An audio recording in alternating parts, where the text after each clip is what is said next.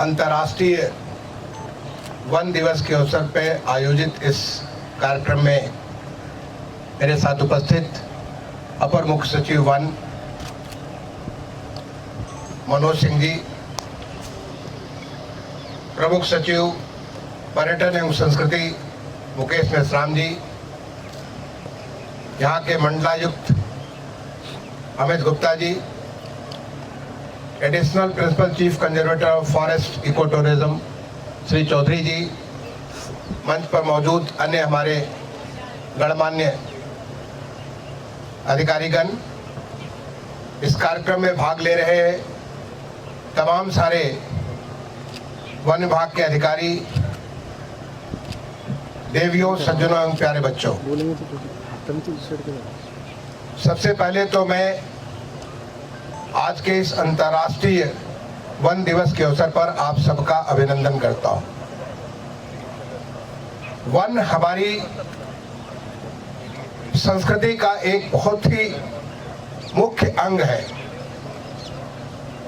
In fact हमारे बहुत सारे ग्रंथ, चाहे वो पुराण हो, इतिहास हो, वेद हो, उपनिषद हो, ये सारे के सारे वनों में इनकी रचना हुई थी। इनफैक्ट जब पहले बार वेद धरती पर आए, जो कि भगवान की वाणी के रूप में स्वतः आए, उसका पहला वाचन नैमिषारण्य, आपने नाम सुना होगा सीतापुर जनपद में नैमिषारण्य, जहाँ पे स्वयं तमाम सारे देश के ऋषि महर्षि मुनियों को बुला करके उनको वेद के उनका अध्ययन कराया गया, जिसके माध्यम से वो पूरे देश में जगह जगह जाकर के उस देववाणी को लोगों तक पहुंचा सके। आपने रामायण को पढ़ा होगा, अध्ययन किया होगा, वहां पे दंडकारण्य, जो कि तमाम सारे जो भगवान की लीलाएं हैं, भगवान राम जो वन गमन करते हैं और उस वन गमन के दौरान तमाम सारी उनकी जो लीलाएं हैं, उस दंडकारण्य जो कि पूरा का पूरा मध्य प्रदेश, छत्तीसगढ़, कर्नाटका, आंध्र प्रदेश, ये पूरा का पूरा इलाका दंडकारण्य के रूप में प्रसिद्ध था। जो हमारा अध्ययन होता था सारे के सारे वन में, हमारे गुरु उस वन संस्कृति में, जो कि एक प्रकार से पूरा का पूरा, चाहे वो कृषि हो, वन हो, पशु पक्षी हो, हर एक के साथ रह करके अध्ययन करने का एक अलग ही किस्म की व्यवस्था हुआ करती थी।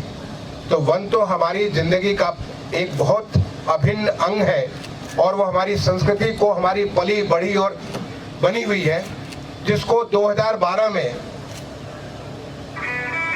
अंतर्राष्ट्रीय संगठन यूएनओ के द्वारा विश्व वन दिवस के रूप में मनाए जाने का निर्णय लिया गया। और आज पूरे विश्व भर में वन के माध्यम से प्रकृति के पर्यावरण की रक्षा करने के लिए इसको जगह जगह मनाया जाता है। इनफैक्ट वन में जो आपने अभी यहाँ पे वृक्षों को, जो ये एक मियावाकी फॉरेस्ट के साथ 3 वृक्ष, पीपल, पाकड़ और वट वृक्ष, इन तीनों का एक त्रयी यहाँ पे जो पौधारोपण किया, मुझे सौभाग्य प्राप्त हुआ उसको पौधारोपण करने का। इसके बारे में हमारी प्रार्थना है, मूले ब्रह्मा त्वचा विष्णु, यानी मूल में तो ब्रह्मा निवास करते हैं और त्वचा में विष्णु निवास करते हैं। शाखे शाखे महेश्वर, उसके हर शाखा में भगवान शिव, जैसे भगवान शिव की लटाएं होती है, वैसे शाखे शाखे महेश्वर। पत्रे पत्रे तो देवानाम, उसके पत्ते पत्ते में सारी देवी देवताएं वास करते हैं। नमस्ते तुभ्य वनराज, मैं अंतिम सब भूल रहा हूँ, है, क्योंकि ये इसका मतलब हुआ कि वहां पे जो हमारा पीपल का वृक्ष है, उस पीपल के वृक्ष में मूल में तो ब्रह्मा, उसके त्वचा में विष्णु, शाखाओं में भगवान महेश्वर और पत्ते पत्ते में देवी देवता होते हुए ऐसे महान वृक्ष को मैं प्रणाम करता हूँ। ये हमारी प्रार्थना होती है, ये हमारी वन संस्कृति थी। और इसीलिए आज अगर वन को बचाना है तो हमारे संस्कृति को बचाने के लिए वन को बचाने की भी आवश्यकता है। मुझे खुशी हो रही है आज यहाँ पे आकर के, वैसे जैसे कि अगर एक बच्चा एक पिता अपने बच्चे को देखता है बहुत आगे बढ़ते हुए, एक गुरु अपने शिष्य को देखता हुआ आगे बढ़ते हुए अगर देखता है, उससे मन से इतनी खुशी होती है जिसका बयान नहीं कर सकते। ताज नेचर वॉक आप जानना चाहते हैं कि मुझे बताया चौधरी जी ने कि ताज नेचर वॉक का मैंने शुभारंभ किया। क्यों शुभारंभ किया? जब मैं 1996 में यहाँ पे जिलाधिकारी के रूप में आया था, उसके पहले मैं उत्तर प्रदेश सरकार का विशेष सचिव पर्यटन हुआ करता था। पर्यटन, नागरिक उड्डयन और खेल, ये 3 विभाग में देखा करता था।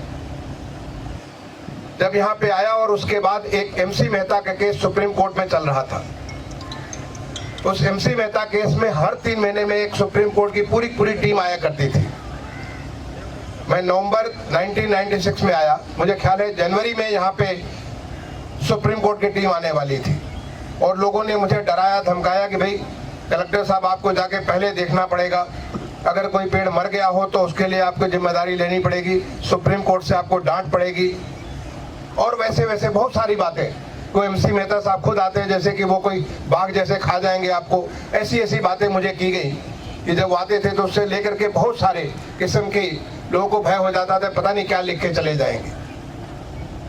तो चूंकि मुझे इस प्रकार का एक पीछे से बताया गया तो मैं आया, इसको पूरे के पूरे जो यहाँ पे प्लांटेशन हो रहे थे बीहड़ों में, आपको मालूम है जमुना के बीहड़, जमुना नदी एक सीधे धारा में नहीं बल्कि अपने रास्ते को बदलते हुए जाती है और जगह जगह बीहड़ बनाते हुए जाती है। इन बीहड़ों में मुझे घूमने का मौका मिला ताकि मैं देख सकूं कि वो MC मेहता की टीम आए तो हमारे प्लांट्स बचे हुए हो। लेकिन मुझे एक नई चीज दिखी, मेरे साथ जो हमारे वन विभाग के भी अधिकारी थे, मुझे ख्याल है और भी तमाम सारे अधिकारी थे, तो बाकी लोग तो केवल पेड़ देख रहे थे, मैं यहाँ पे कुछ एक नई चीज देख रहा था और एक नई चीज का सृजन हो रहा था। मुझे ध्यान आया जब मैं सिंगापुर इंटरनेशनल टूरिज्म कॉन्फ्रेंस के लिए गया था, वहाँ पे सेंटोसा आइलैंड पे मैंने ग्रेट ड्रैगन वॉक की थी और ग्रेट ड्रैगन वॉक में, क्योंकि सिंगापुर का जो निशान होता है ड्रैगन होता है, उस ड्रैगन वॉक में मैंने जगह जगह तमाम सारी चीजें देखी थी और देख के बहुत प्रसन्न हुआ था। मन में आता कि कभी मौका मिलेगा अपने देश में भी मैं ऐसा कुछ बनाऊंगा। उस समय मुझे ऐसा लगा कि मैं न केवल इस फॉरेस्ट को देख रहा हूँ, इस प्लांटेशन को देख रहा हूँ, मैं एक नया क्रिएट करने जा रहा हूँ। उसका नाम मैंने रखा ताज नेचर वॉक। हमारे उस समय DFO हुआ करते थे VK शर्मा, जो मेरे बैचमेट थे, हमारे ही बैच के थे, बाद में NSI में चले गए। यहाँ के कंजर्वेटर फॉरेस्ट हुआ करते थे, सरदार थे इकबाल सिंह जी हुआ करते थे।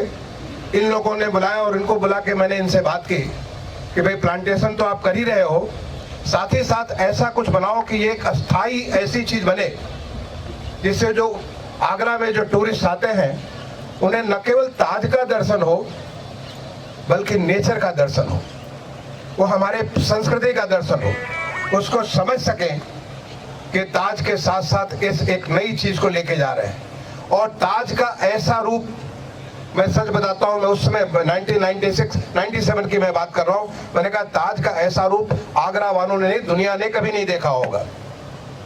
आज तो आप बड़े छोटे से रास्ते से आए, मैं पूरे इलाके को घूमा और जगह जगह से ताजमहल के जगह जगह से ताजमहल के अलग अलग रूप, कभी अलग से कुछ थोड़ा सा भाग कोई और भाग, क्योंकि ये लगभग इसके ताज के इस तरह से सर्कल करता है।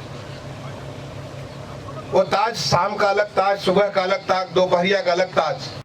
और आजादी के स्वर्ण जयंती के अवसर पर मैं कलेक्टर प्रभु से मैं रिक्वेस्ट करूंगा अपने खजाने से वो निकाले। मेरे पास वो पुस्तक जरूर होगी, कहीं कहाँ पड़ी है मुझे ध्यान नहीं है।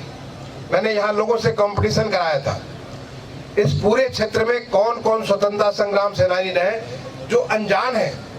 आप तो भगत सिंह के बारे में जानते हैं, आजाद के बारे में जानते हैं, गांधी जी को जानते हैं, लोकमान्य तिलक को जानते हैं, लेकिन ये जो सितारे थे, केवल इन सितारों से ही नहीं बल्कि ऐसे तमाम जाने अनजाने किस्म के लोग थे जिन्होंने अपना सब कुछ सर्वस्व समाप्त कर दिया था, तब जाकर के हमारे देश को आजादी मिली थी।